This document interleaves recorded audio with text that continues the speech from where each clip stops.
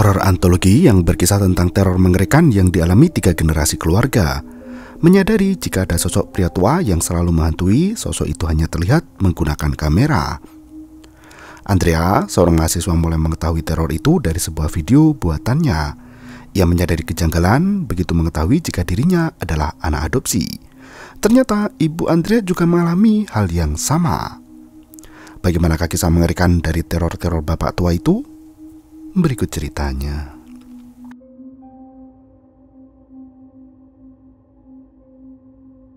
Kisah dimulai dari Andrea di Madrid tahun 2022. Malam itu, Andrea menyiapkan makan malam bersama keluarganya di rumah. Selesai makan, ia bersenang-senang dengan kekasih yang bernama Pau. Mereka menggunakan video call karena Pau berada di Sydney. Tak hanya obrolan biasa, terkadang mereka juga melakukan VCS.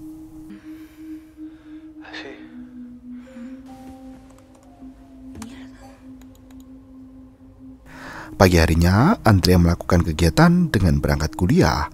Ia merasa bosan dengan kelas hari itu di mana kedua temannya menggodanya. Mereka mengajak untuk pergi ke pesta malam nanti, namun Andrea sama sekali tak tertarik. Ia mengaku punya janji untuk berkencan online dengan Pau. Sore harinya, Andrea yang berjalan kembali pulang mendengar suara tangisan yang menggelegar. Ia yang menggunakan headset merasa aneh karena tangisan itu terasa sangat dekat.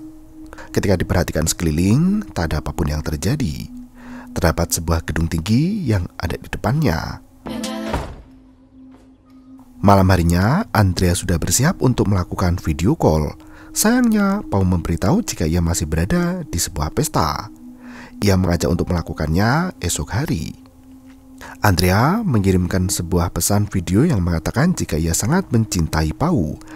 Ia tak mempermasalahkan apapun yang Pau lakukan, asalkan tidak bercinta dengan wanita lain. Pau membalas pesan itu dan mempertanyakan siapa orang yang ada di dalam kamar Andrea. Gadis itu dengan santai memberitahu jika tak ada siapapun di dalam kamarnya. Pau terus mendesak dan terlihat ada pria di bagian akhir video. Ketika diperhatikan lagi, ada sosok yang berdiri di sela pintu kamar. Andrea mengatakan jika itu mungkin hanyalah ayahnya. Pau tak percaya dan meyakini jika itu bukanlah ayah dari Andrea. Gadis itu mulai penasaran. Ia keluar dari kamar dan menanyakan apakah ayahnya pergi ke kamarnya tadi. Sang ayah mengaku jika ia hanya mengintip. Ia memberikan sebuah dokumen akta kelahiran dari Andrea. Sang ayah menjelaskan jika Andrea bukanlah anak kandungnya.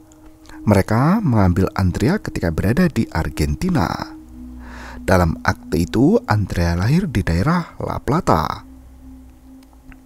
Andrea yang penasaran menanyakan ibu kandung aslinya. Ayah menjelaskan jika perawat yang memberi Andrea memberitahu jika ibu kandung Andrea tidak ingin bertemu dengan mereka. Ibu dari Andrea ingin anaknya agar diadopsi dari negara lain. Andrea merasa sangat kesal karena kebenaran itu telah disembunyikan darinya selama ini. Ayah dan ibu hanya berusaha untuk bermaksud baik. Dalam surat lain terdapat pemberitahuan tentang akta kematian dari ibu kandung Andrea. Tertulis jika ibunya baru saja meninggal 1 bulan yang lalu. Andrea bergegas masuk ke dalam kamar untuk mencari tahu tentang nama ibunya di internet.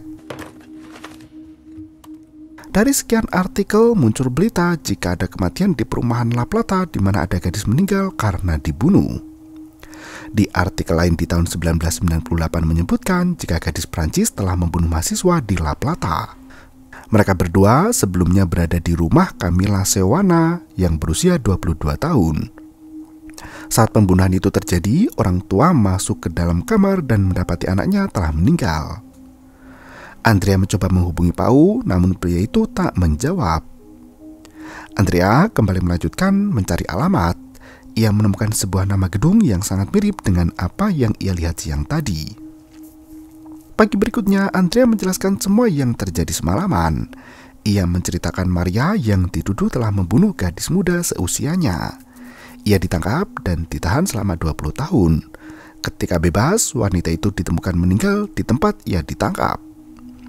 Siang itu, Andrea yang merasa kesal menghapus foto kedua orang tuanya. Ketika memilih foto yang ada, terlihat ada sosok aneh, pria tua botak. Tak hanya di satu foto, namun sosok itu muncul di beberapa foto yang berbeda. Andrea kini mulai merasa aneh dengan apa yang terjadi. Sore harinya ketika berada di kampus, Pau mengajak Andrea untuk datang ke Sydney. Andrea mengaku masih akan memikirkan hal itu nanti. Andrea melakukan video call dalam perpustakaan. Pau mendesak Andrea untuk datang ke tempatnya, namun Andrea menolak karena sebentar lagi ujian akan dimulai. Pau yang merasa kesal ingin segera bertemu pun berniat untuk pergi ke Madrid.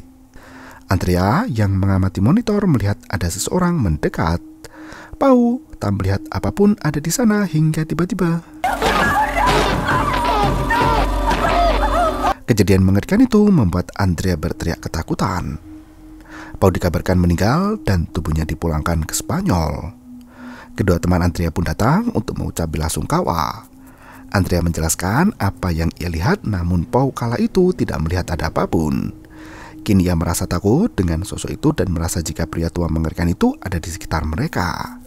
Teman dari Andrea menenangkan dan mereka akan mencari tahu apa yang sebenarnya terjadi. Malam itu pun teman-teman Andrea menemaninya tidur. ¿Has dormido algo? Di malam berikutnya, Andrea selalu tidur dengan kamera yang menyala. Sosok itu hanya bisa dilihat menggunakan kamera. Dan benar saja, saat Andrea mulai terlelap, sosok itu sudah memeluknya dari belakang.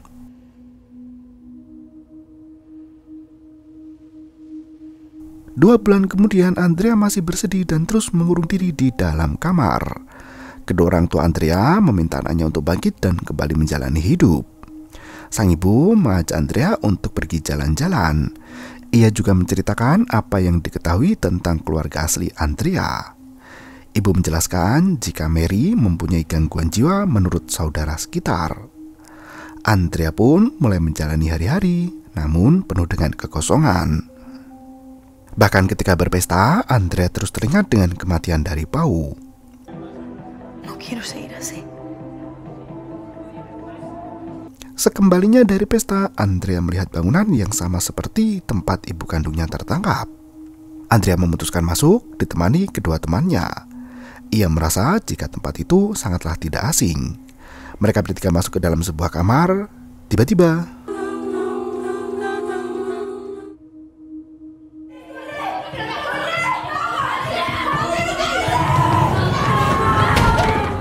kepanikan terjadi di mana dua teman Andrea keluar dan tak bisa masuk ke dalam. Kisah berganti ke seorang gadis bernama Camila di La Plata tahun 1998. Camila kala itu berada di kelas untuk pembuatan film. Ia mendapatkan tugas dari dosen untuk membuat cerita yang lebih baik lagi. Camila akhirnya mengambil kamera dan mulai merekam setiap kejadian agar bisa menjadi bahan untuk cerita. Ia merekam sekeliling hingga tertarik pada satu gadis bernama Mary. Camila mengikuti gadis itu dan merekamnya secara diam-diam. Ia juga mengikuti gadis tersebut hingga sampai ke rumahnya.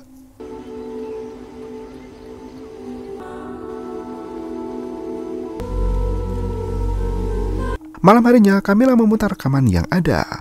Ia mengamati dengan seksama gadis yang ia rekam siang itu. Pagi harinya, Camila mulai merekam dari rumah gadis itu. Ia membuka kotak surat dan menemukan nama gadis bernama Mary Montan. Camila terus mencari informasi tentang gadis bernama Mary. Hingga beberapa hari setelahnya, Camila mengumpulkan rekaman dari tugas itu. Sayangnya Pak dosen tak begitu menyukai hasil dari rekaman Camila. Menurutnya, apa yang Camila buat tidak menyampaikan apapun. Me parece exhibicionista y superficial. Puedo seguir. Ketika selesai kelas, Camila kembali membuat rekaman tentang sekitar. Ia melihat bangunan tinggi yang tertulis Ia melihat bangunan tinggi dengan tulisan 70.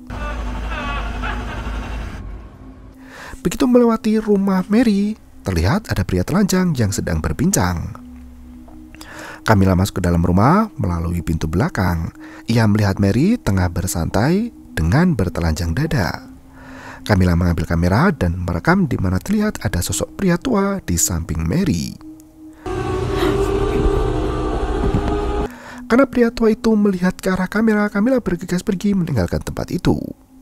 Malam itu juga Camilla melakukan editing dan melihat pria tua itu selalu berada di dekat Mary.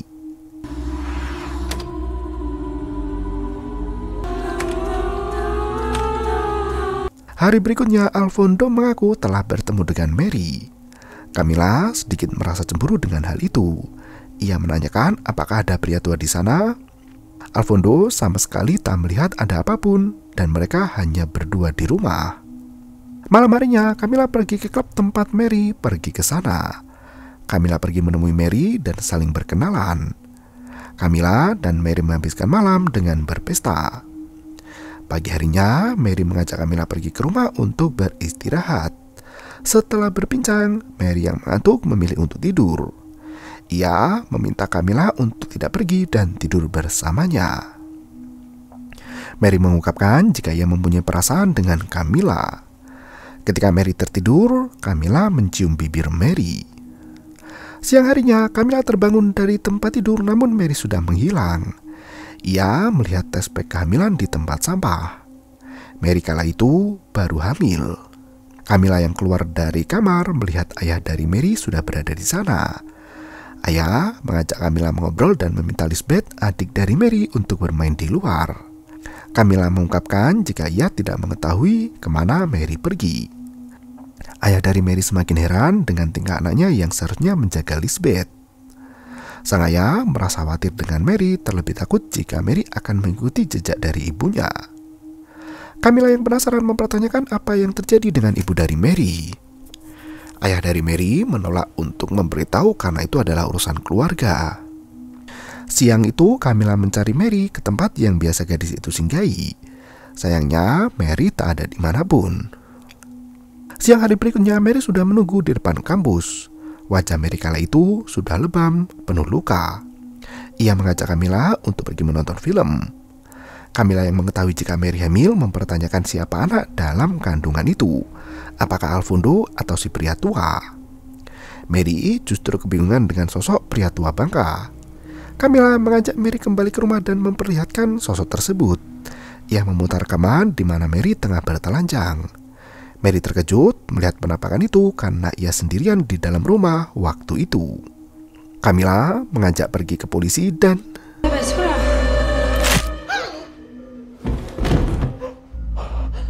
Camilla mantis seketika, sementara sosok pria itu memeluk tubuh Mary dari belakang. Mary sama sekali tak bisa berkutik hingga sosok tersebut melepaskan pelukannya. Mary bergegas pergi. Ibu dari Camilla menanyakan apa yang terjadi. Ketika masuk ke dalam kamar, anaknya sudah mati mengenaskan. Mary bergegas kabur, melarikan diri. Malam harinya, Mary menelpon sang ayah dan mencoba menjelaskan apa yang terjadi. Namun ayah Mary justru mendengar berita jika Mary telah membunuh seorang gadis. Polisi menemukan tas Mary berada di dalam kamar Camilla. Mary yang ketakutan terus mengatakan jika itu bukanlah dirinya, melainkan sosok pria tua. Pria tua itu hanya bisa dilihat menggunakan kamera. Sosok itu selalu bersamanya dan selalu bersama ibunya dulu. Ayah tak mengerti maksud dari perkataan anaknya. Ayah kembali menegaskan jika sang ibu telah mati bunuh. Mary terus mengelak jika ibunya mati karena sosok pria botak yang terus mengejarnya. Mary yang kesal menutup telepon dan bergegas pergi. Ia masuk ke dalam apartemen angker. Di dalam apartemen itu terlihat ada perempuan yang menangis menghadap dinding. Sosok pria tua botak duduk di atas ranjang memperhatikan. Mary yang lari melihat ibunya menggelantung di sana. Ternyata banyak perempuan yang menjadi korban si kakek tua. Mereka berharap bisa keluar dari dalam kamar tersebut. Sosok pria tua gundul datang dan langsung mengusir Mary keluar dari kamar. Tak hanya diseret keluar dari kamar itu, Mary juga dilempar keluar dari apartemen. Ia menggedor apartemen itu, memanggil ibunya hingga polisi menangkap gadis tersebut. Di tahun 2023, Lisbeth, adik dari Mary, mulai mengalami gangguan. Ia kala itu mendapat telepon dari Mercedes, ibu angkat Andrea, di mana rekan dari Andrea telah tiba. Mercedes menjelaskan jika ia mengerti apa yang Lisbeth alami kini. Lisbeth mengaku ketakutan karena sosok itu terus mengikutinya, dan film pun berakhir. The Wailing atau El Lanto tahun 2024 adalah film horor psikologi yang menggabungkan teror supranatural dengan trauma generasi. Kisahnya menekankan bagaimana suara tangisan misterius menjadi simbol luka batin yang diwariskan dan sering diabaikan oleh masyarakat. Ending yang dibiarkan ambigu membuat penonton merenung apakah gangguan yang dialami tokoh-tokohnya benar-benar gaib atau cerminan dari trauma yang tidak pernah sembuh. Secara keseluruhan, film ini bukan hanya menyajikan horor menakutkan, tapi juga mengingatkan bahwa rasa sakit dan penderitaan yang tidak diakui bisa menjadi kutukan paling nyata dalam kehidupan manusia. Terima kasih dan sampai jumpa. Yo, bermau itu ketarik.